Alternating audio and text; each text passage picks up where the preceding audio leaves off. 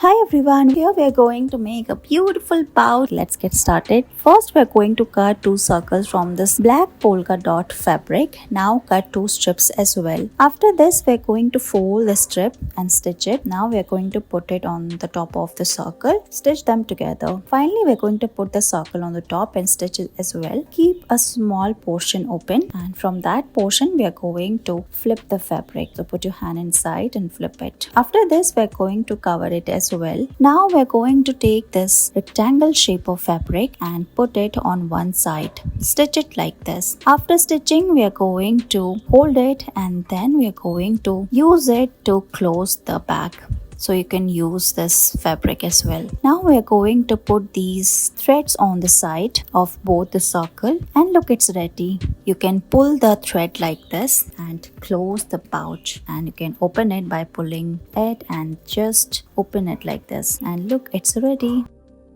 Today in this video, we're going to recycle this old socks. As you can see, we're going to cut the top portion of the socks and then flip it, make a cut at the center, and then using thread and needle, we're going to sew both of them. After this, we're going to sew the top portion as well. We're going to stitch the corner, so put the needle and we're going to stitch it in a straight line. After this, we're going to flip the socks and look, it's done. Now you can stuff it using some soft cotton and then pull the thread and close it. After this, we're going to make a circle like this. Now using the same thread and needle, we're going to stitch the arms. So you can divide it by stitching it like this, make these triangular shapes. Now we're going to use the top portion of the socks. This is for the head. So using thread and needle, we're going to again stitch the corners. After stitching it, we're going to flip it and then we're going to put it on the top of the head. Now fold it and look, your toy is almost ready now. Let's make the eyes here. So you can use this black color of thread and make these two balls. Similarly, put some pom-pom balls and you can also make a muffler, and look how cute this is looking.